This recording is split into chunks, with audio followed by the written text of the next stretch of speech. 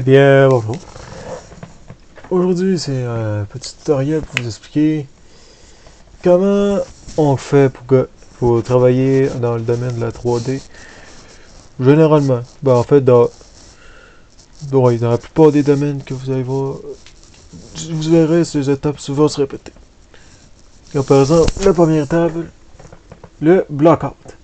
Alors, qu'est-ce que c'est que le blockout? C'est très simple. C'est tout simplement le croquis. Ce que vous voyez là, c'est un vieux projet. Le projet OVNI. Au début, je voulais faire... Vous savez, peut-être que vous connaisserez peut-être la ref, mais la fusée des petits Einstein.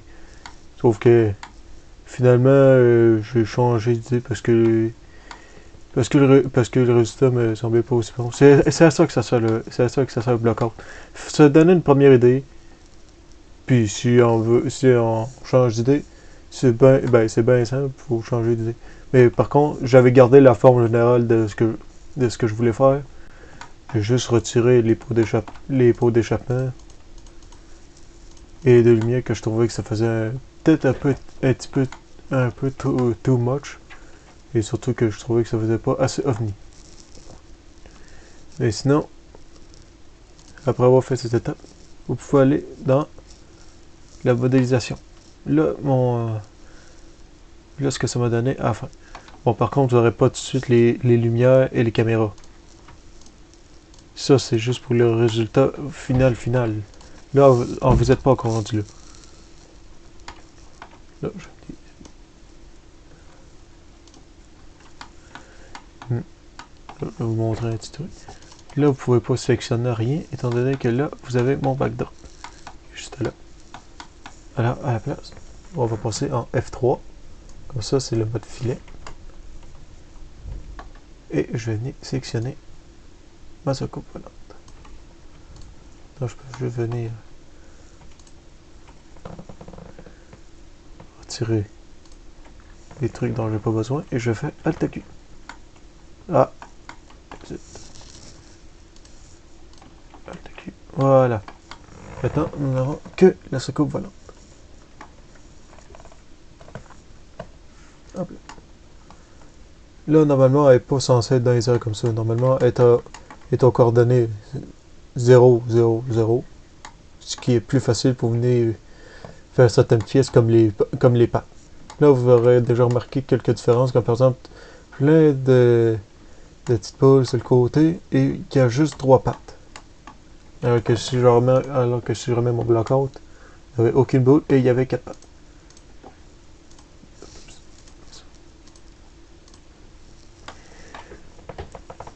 Eh bien, comme je l'ai dit précédemment, le blockout n'est qu'un simple modèle. Là, par exemple, je trouvais déjà le rendu beaucoup mieux comme ça. Là, si je fais... Est-ce que vous voyez? Ce n'est pas qu'un anneau que j'ai donné une forme dedans. Non. Ce sont chacun des blocs. Des box, si vous préférez. Que je suis venu ajouter avec quelques modificateurs, comme vous voyez ici. Les bends et les tapeurs, ce sont des modificateurs qui peuvent donner des courbures comme ceci, par exemple. Par exemple, si je vais le sortir de là, attendez. Allez le faire en local, comme ça. L'axe des Y, l'axe des X, puis l'axe des Z resteront à la place de votre objet. Et notez d'avance que si je fais une modification sur n'importe quel bloc, vous voyez, ça se répercute sur tous les blocs. Étant donné que celui-là est en instant, je vous montrerai comment faire pour faire ce genre d'objet-là. Si je retire tous les modificateurs, vous verrez. Bon, le résultat aurait pu être pas si mal, mais honnêtement, il n'y a qu'à ajouter un tapeur, ça. Il faudrait encore en rajouter un. Hop là. Rien que ça, déjà, ça rajoute quand même un peu de style. Déjà plus. Là, je viens retirer cette plate. Justement pour vous montrer les modificateurs qu'il y a dedans.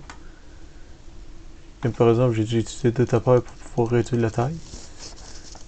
Donner cette taille-là. Et là, le bend est venu donner la courbure de la plate. Ou de la plaque. Et je suis venu la poser. Ah, l'intérieur, faites pas attention. Ça, c'était juste du remplissage.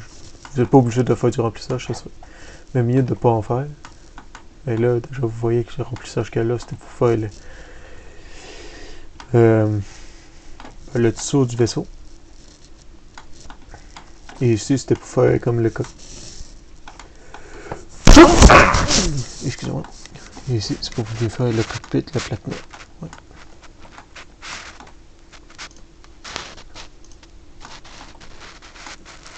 Voilà, vous voyez un peu mieux ce que donne le top.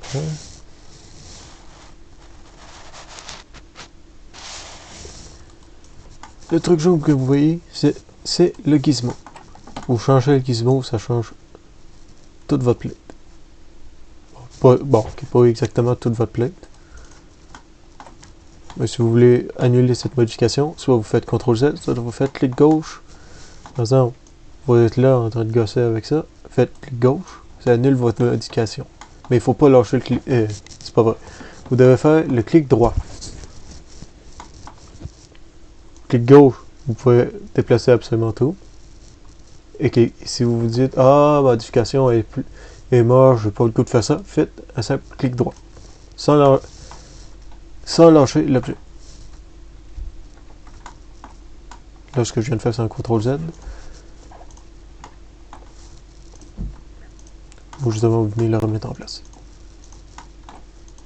Et là, vous vous demandez sûrement, comment je fais pour aligner aussi bien les plates autour du blue ou de toutes sortes d'anneaux. Bon, je viendrai plus tard à ces deux pièces-là. C'est très simple. J'ai pris une seule des plates et j'ai dû modifier son point de pivot. Comment je fais ça? Je m'en vais dans Affect Pivot. Et là, si je déplace, comme tout à l'heure, vous remarquerez que la plate ne bouge pas, mais c'est seulement son point de pivot.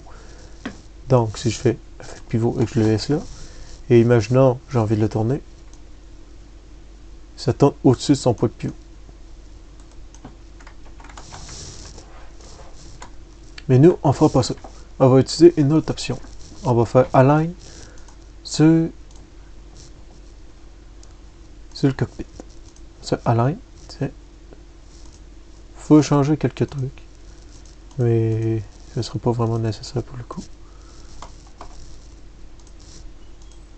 Comme ça, et sur le point de pivot. Faites Apply. Bon, là, c'est prêt. Je vais revenir en view, juste au cas où que ça fasse un peu. Et là, c'est encore en Affect Pivot. Venez désactiver l'Affect Pivot quand vous avez terminé de faire la modification. Et là, vous voyez que la plaque bouge sur ce point de pivot.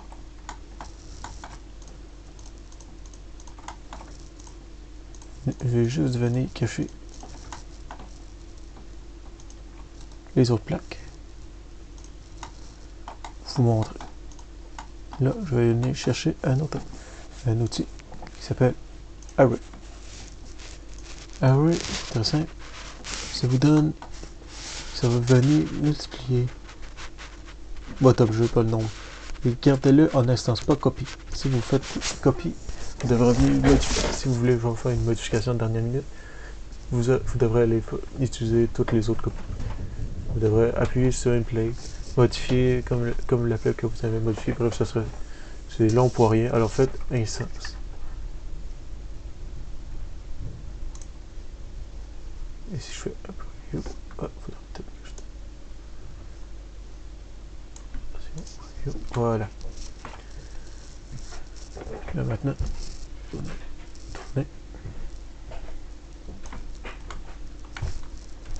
Désolé, toujours.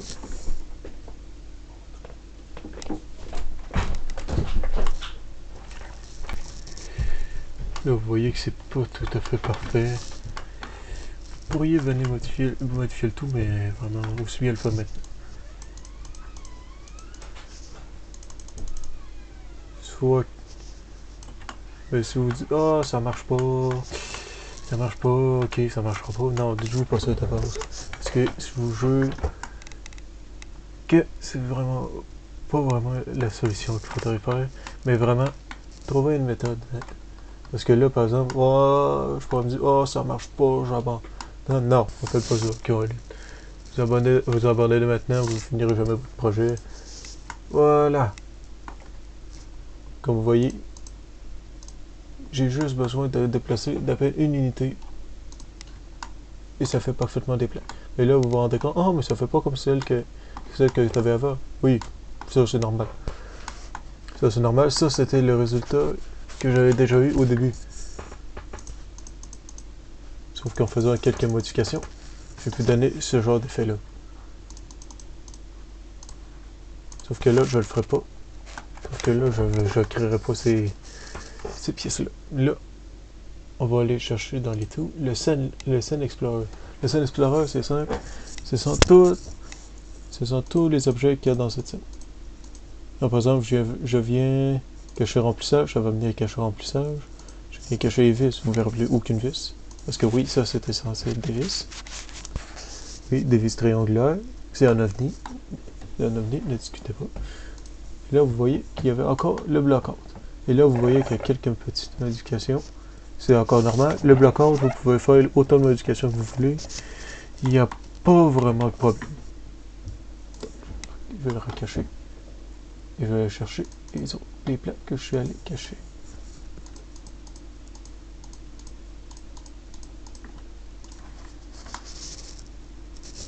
Voilà. Pour ces et là, vous avez dû voir, ah, il y a eu un truc, anneau. Voilà, vous avez un de mes anneaux. Bien se noter qu'un simple tube que je suis venu baisser les sides. Et là, vous voyez, je les ai toutes mis en instance, étant donné que j'ai aussi utilisé un array pour pouvoir venir les créer. Oui, le array est vraiment très pratique comme outil. J'ai fait la même chose avec les vis. Très pratique aussi. Comme je vous dis, si vous voulez genre faire ce genre de choses, tout bien aligné comme ça, oui, c'est très pratique. Très pratique. Pratique. Pour les vis du bas, je suis même pas. Ok, c'est bon. Ça devrait être la même chose pour celui-là. Ok.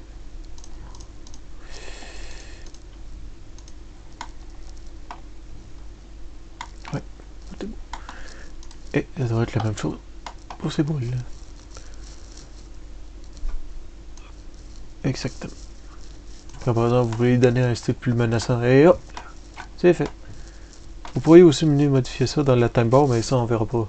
On verra pas ça en détail.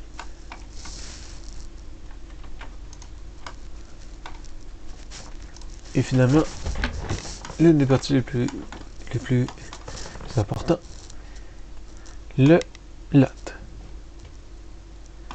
Ça, c'est l'outil que j'ai dû utiliser. Le LAT, c'est pas ça. Ça, c'est vraiment le bleu. Si je désactive le LAT, vous remarquerez, ah, il n'y a que ces deux petites lignes. Eh bien oui. Ces lignes servent simplement à faire donner l'information au logiciel de où est-ce que je veux la vitre. Et hop. Parce que oui, on vient de remettre un matériau vide ici. C'était fait parfait. Ça, c'est parfaitement normal. Ça doit être en cause, justement, qu'il est déjà équipé d'un matériel. Je vous expliquerai plus tard ce qui est matériel. En fait, tout ce qui est ici est déjà équipé d'un matériel. Par exemple, je vais baisser ça. Hop là. Vous avez le hublot qui s'ouvre.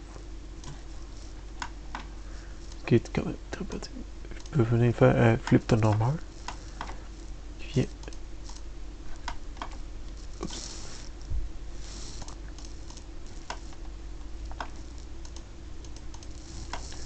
Vous voyez déjà la différence entre les deux. Je sais pas pourquoi le mien n'avait pas activé. Peut-être une... Je vais le garder activé juste pour voir les résultats que ça pourrait bien donner avec ma vie.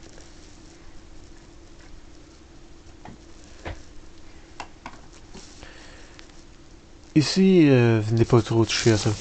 Générer le matériel ID, si vous voulez faire des modifications, comme par exemple dans un logiciel de texture comme System Painter. Ce qui peut être très utile. Ouais.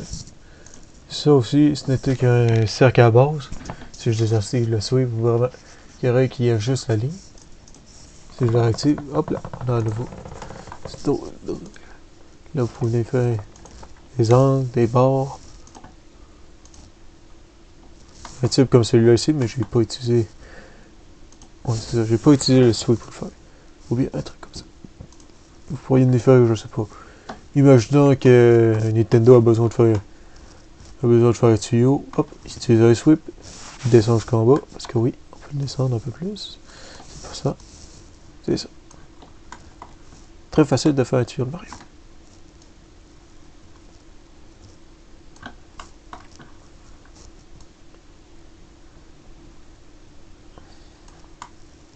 Ou un pot de fleurs, c'est comme vous voulez. Donc moi je le garderai pas comme ça, je le garde. Ça c'était le type, mais bon, nous on va rester en angle. Étant donné que justement ça doit être la jonction entre le glow et le petit truc qu'elle a. Et finalement, les pattes. Je vais utiliser un outil dans. Notez que vous ne le trouverez pas ici. Ça sont les standards primitifs. Là, il y a juste TileFlow. Oubliez TileFlow, vous ne l'aurez pas non plus. TileFlow, c'est vraiment pour faire de la simulation d'objets physiques. Que je pourrais aussi vous montrer, parce qu'il y a aussi ça directement dans 3ds Max. Hop. On a le...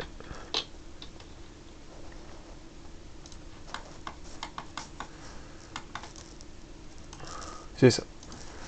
J'ai utilisé le hose pour venir faire les débuts des pattes et la fin. Genre pour faire, si jamais il atterrit,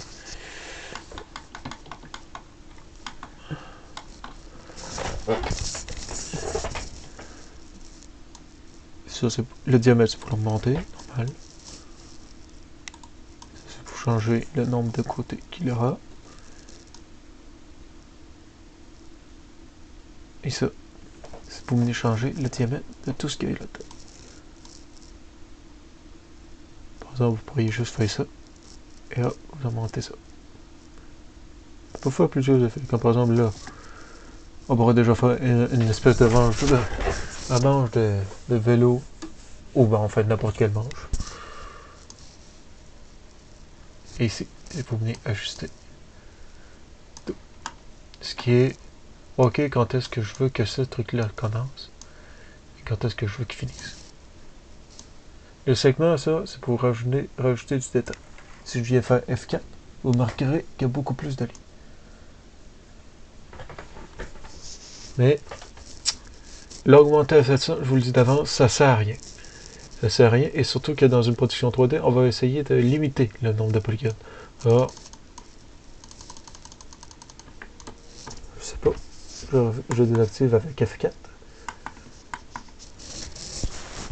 Ouais. C'est déjà très bien comme ça. J'ai juste rien qui juste avec 45. Okay.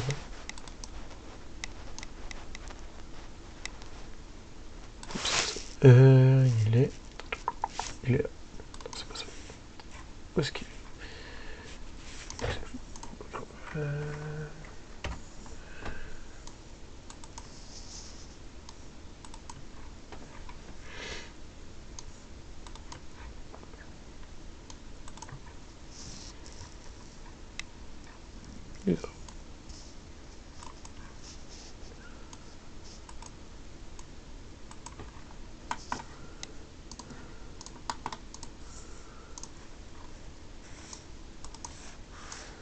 Ah, je sais ce qui s'est passé.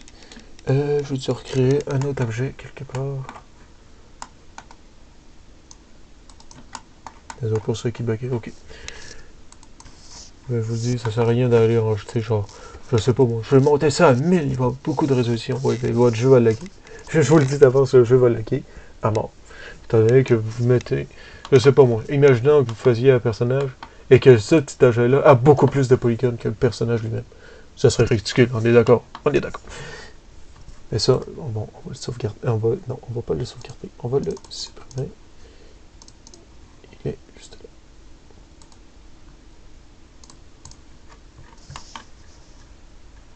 Là, vous voyez à peu près tous les éléments, ben, tous les vertex que j'ai dû utiliser. Et là, il y en a peut-être un peu trop. Ouais, là, il y en a beaucoup trop. Là, il y en a beaucoup trop. 45. Sauf que là, bon, honnêtement, prenez pas exemple sur moi pour certaines pièces. Ça, c'était vraiment un de mes tout premiers projets que j'avais fait durant ma formation en animation 3D synthèse d'image. Et là, il y a beaucoup trop de polygones. Ça, par exemple, il y en a beaucoup trop pour rien, surtout que ce n'est qu'une simple jointure. Simple jointure sur les pattes, il n'y a pas vraiment besoin d'autant de polygones. Mais pour celui-là, je n'avais pas vraiment le choix d'avoir beaucoup de trucs, étant donné que justement, ils offrent pas beaucoup de possibilités en ce qui concerne les vertex et tout pour ces modèles. Hop là. Maintenant, on va passer à une partie quand même intéressante. Là, par exemple, j'avais utilisé un torus qui est un simple anneau. Jusqu'ici. Ouais.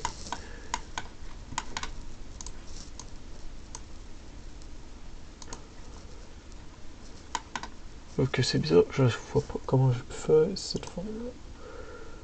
J'ai dû utiliser un modificateur quelconque. Ah, à moins que...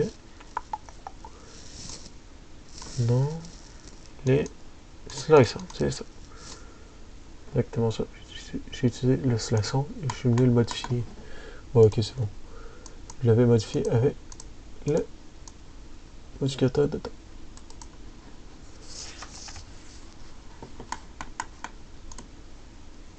Au cas où vous aviez un doute, je l'ai supprimé.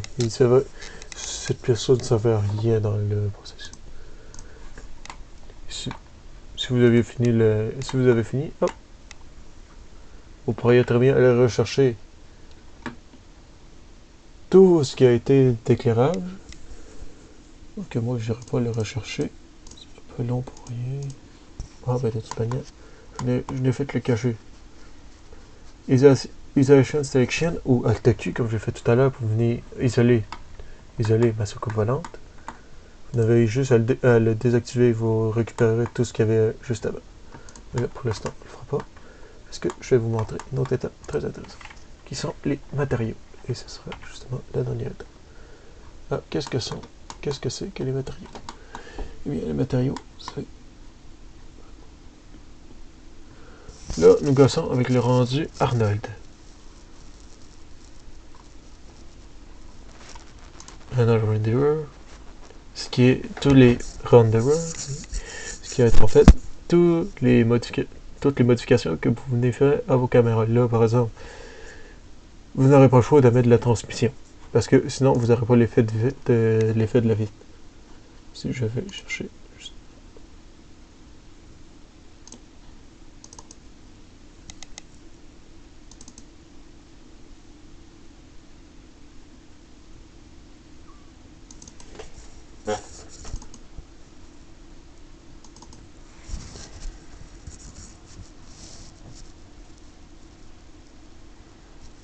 Voilà, vous avez le résultat que ça a donné à la fin.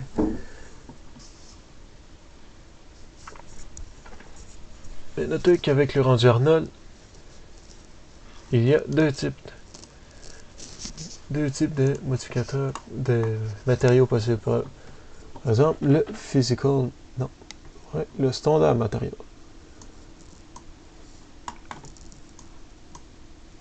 Juste avec ça, vous pouvez déjà faire beaucoup de choses.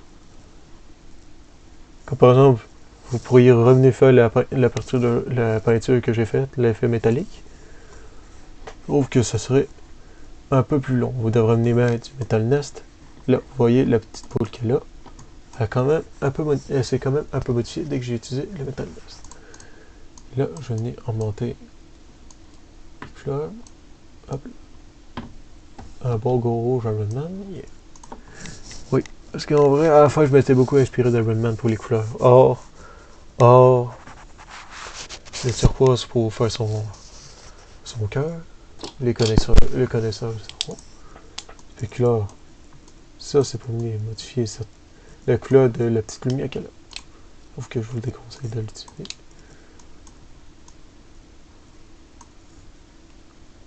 Roughness. Ça retire tout le brillant qu'il y a dedans. Et si vous le montez beaucoup, oui, c'est très brillant. Et sinon, la transmission, si vous voulez faire de la vite avec. Sauf que là, par exemple, j'ai donné un effet métallique, ça ne marchera donc pas. Hop, je vais désactiver le metalness.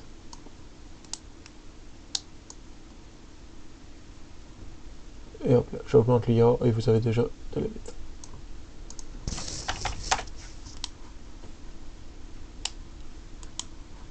Mais, comme je l'ai dit, c'est beaucoup moins précis que des physical materials. Ça, ce matériel-là a été utilisé pour faire cet anneau. Je sais pas moi, j'aimerais finalement l'avoir en bleu peut-être. Ah, vous l'avez en métal bleu. Voilà, il faut faire beaucoup de choses, et juste avec ça. Là, par exemple, c'est la vitre.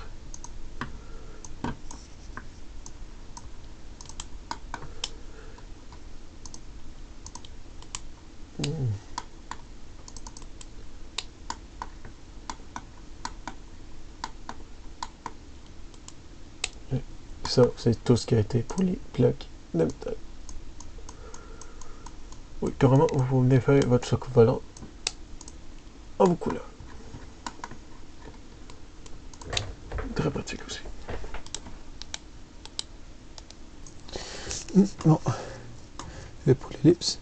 Mais, notez qu'il y a quand même une autre technique si vous voulez faire des matériaux.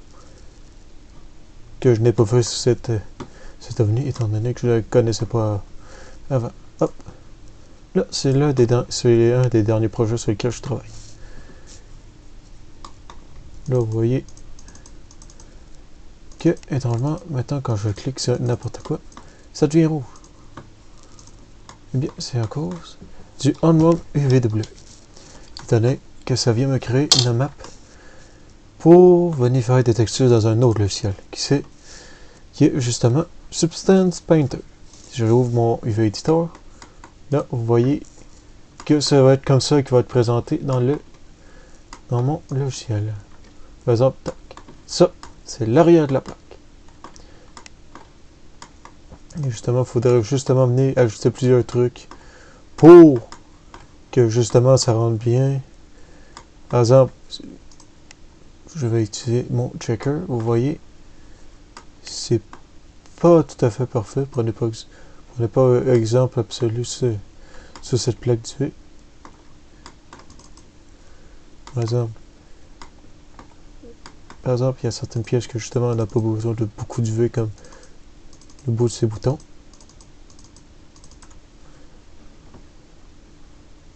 Justement, une fois que c'est fait, on pourrait l'envoyer dans Painter pour modifier certaines choses pour vous donner un aspect beaucoup plus beau.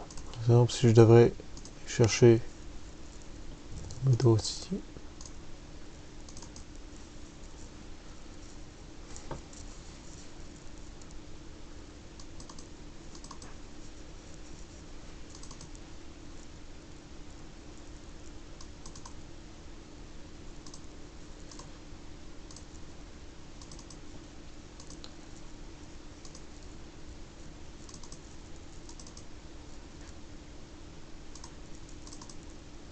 Hop. Ça, j'avais utilisé justement les physical materials de 3ds Max pour pouvoir justement me donner un premier aperçu de ce que ça pourrait donner. Vous avez remarqué que par exemple, il n'y a pas les vis et les plaques qu'il y avait en avant. Ça, j'aurais dû le faire dans Substance Painter. Mais si je vais enlever dans Substance Painter, maintenant, hop, voici est-ce que.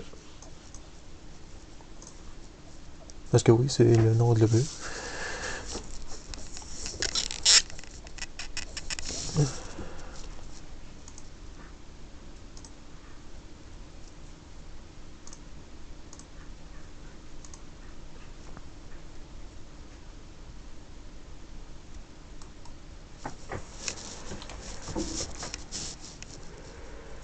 Hop là. Et là, comme vous pouvez le constater,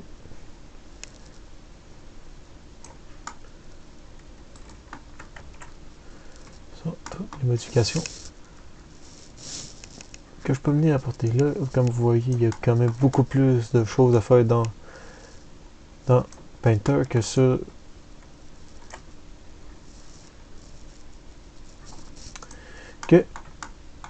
sur 3ds Max. Pourquoi? Parce que 3ds Max n'a... Ben, en fait, si il a des générateurs pour faire ce genre de truc, de la poussière, mais beaucoup moins précis, étant donné que justement, si je rajouterais quelque chose, je peux venir modifier la disposition de la peinture et tout. Bref. Vous pourriez faire ce genre de truc pour l'amener, si vous voulez.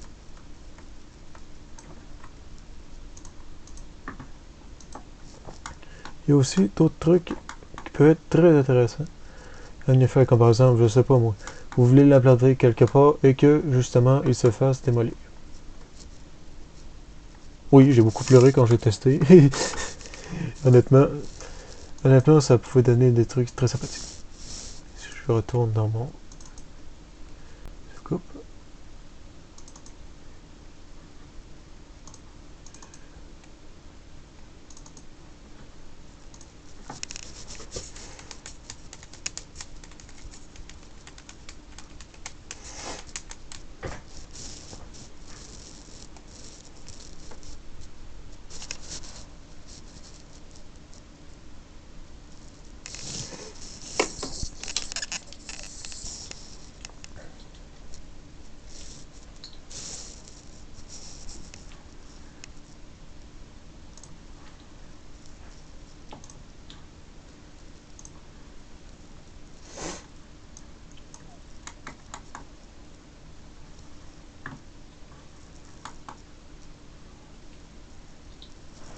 Par exemple, là, voilà un autre soucoupe volante.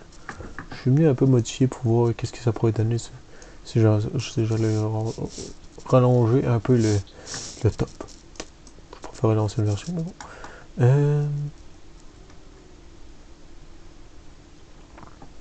Là, comme vous voyez, ici, ce sont tous ce qui est les objets dynamiques.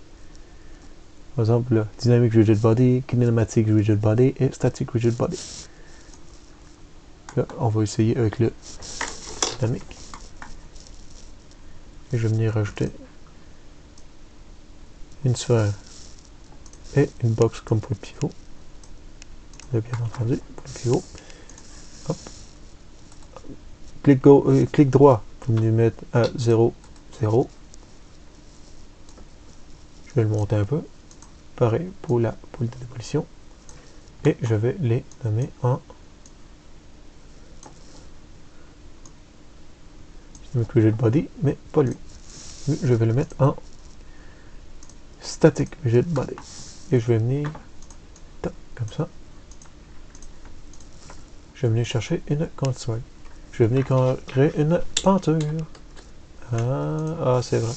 Vous ne pouvez pas le faire sur les objets statiques. Vous devez absolument être en kinématique. Donc.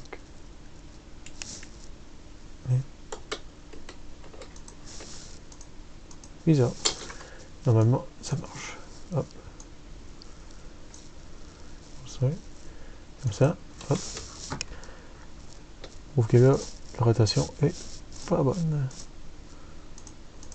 Et c'est pas une ici. Et gosser.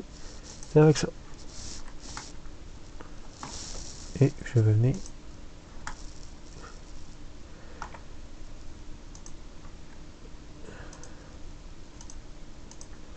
locker l'arc des Z. Comme ça, je le sais qu'il va venir attaquer avec l'axe ici.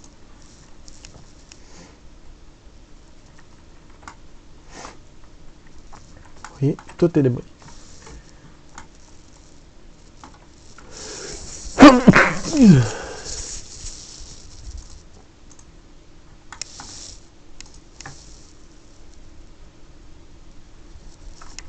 Vous venez de voir, ça a fait comme une boule de démolition. Et là, ça n'a pas donné Résultat, c'est normal. Je ne suis pas venu faire un sleep mode ici.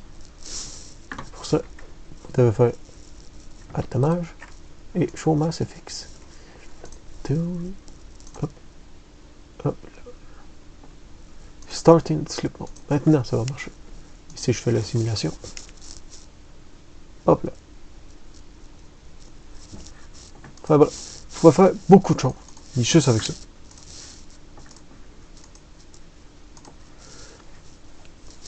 Vous pourriez aussi l'intégrer dans un élément de la vraie vie. Et ça prendrait aussi le logiciel Nuke ou After Effects. Si vous avez la suite Adobe, ça serait quand même plus pratique d'utiliser After Effects. Étant donné que Nuke, il est très coûteux. Ben, en fait, il y a aussi une version non commerciale qui existe, mais vous ne pourriez pas implémenter cette soucoupe volante dans votre plan. Vous pourriez le faire dans un... Vous pourriez le faire, oui, mais ça vous prendrait la version commerciale. Et moi, je n'ai pas la version commerciale, c'est la version non commerciale que j'ai. Et qui est beaucoup moins pratique, étant donné que j'ai beaucoup moins d'options que la version commerciale. Comme par exemple, je ne pourrais pas faire de fond vert, sinon ça me ferait des pixels. Alors, évitez d'utiliser le non commercial, aller directement avec After Effects si vous avez les connaissances nécessaires, bien entendu. C'est pour ça que moi, je continue d'utiliser Nuke, étant donné que je n'ai pas vraiment les connaissances nécessaires pour utiliser After Effects. Certes, vous pourriez fouiller, il pourrait y avoir des tutoriels pour vous expliquer, mais comme moi, par exemple, je suis un duo C-Chef dans ce domaine-là, alors, certes, je pourrais y aller pour m'aider si je suis vraiment bloqué que mes profs ne sont pas disponibles, mais justement, j'ai mes profs d'être disponibles, ce qui est l'avantage d'être aux études. Bon, bien, c'était tout pour moi. Salut!